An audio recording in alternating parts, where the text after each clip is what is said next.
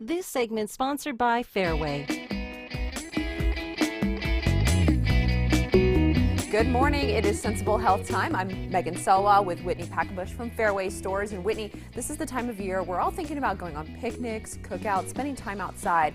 But you tell me there's some things we need to think about as far as food safety to make sure we don't get sick from the food we eat. Because in the summer, foodborne illnesses increase because bacteria multiplies a lot faster in the heat, and people are transporting food, eating outside, and then leaving that food out longer than they usually do. Okay. So this is a really good time to just kind of refresh on all those food safety tips. All right, so what's one of your first tips you have? One of the first tips I have is there's a lot of little sayings that go with food safety to kind of make it easy for people to remember, but keeping hot foods hot and cold foods cold is one of the most important things. So what that means over here, you'll see I have the potato salad, the watermelon, anything that's ready to eat, you want to keep those things cold. Keep them in the cooler, keep them below 41 degrees.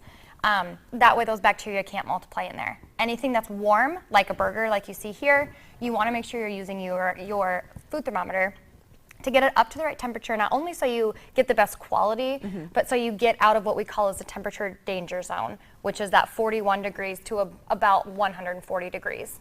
Okay. So keeping hot foods hot, cold food cold, and then keeping your ready-to-eat foods completely separate from your raw foods. Okay, so that would be? And that would be like the raw meat here, and you want to keep them separate, everything from the cooler when you're traveling, the cutting boards, and then if you are serving your ready-to-eat foods, keeping all that raw food away from there so you don't contaminate anything. And by ready-to-eat, do you mean the pasta salads? Yes, I mean anything that you could put on your plate and eat right now. Anything, the fruit even, you want to keep that away from anything that could contaminate it that's raw still. Once you cut your watermelon, do you need to have any concerns about that, leaving it out? Once you cut your produce, that is then a food that you want to keep cold. So if you had a whole watermelon, you hadn't cut it yet, that would be safe to leave out. But once you expose it to the air and to the bacteria that's on your knife, then you need to consider that a cold food and keep that in the cooler. All right, anything to worry about with condiments?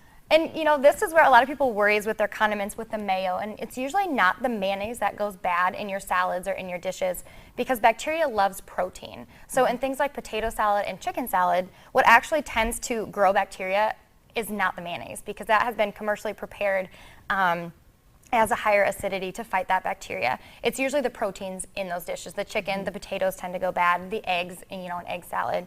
So usually your condiments are fine as long as they're closed. Once they're open, then you need to treat them like you do at home, and then they need to be cooled. All right, is there a time limit as far as how long things can sit out? Yes, and our time limit is based on the temperature outside. Okay. So if it is above 90 degrees outside, you can only keep your food out safely for about an hour. If it is below 90 degrees, you can safely keep it out for about 2 hours. But keep in mind that 90 degrees, if it's 87, 88 degrees, consider that 90 degrees and follow the 1 hour rule. Okay, so what you're saying is you need to have your 13 Warn Me app ready so you can take a look at the temperature when you're at your picnic. Exactly. So you know how long the food can sit and out. be watching for that 90 degrees. And then just the last thing, if you're ever in doubt, throw it out. That's a really common saying. If you're not sure if something has been contaminated, or if you're not sure how long it's been out, the safest thing to do is really just toss it, because you don't want to risk getting sick. Okay, that sounds great. Yeah, that would be the last thing you'd want after a picnic. I know. So have safe picnics. If you have any other questions, we'll include some tips for you online. You can also email Whitney at sensiblehealth@fairwaystores.com.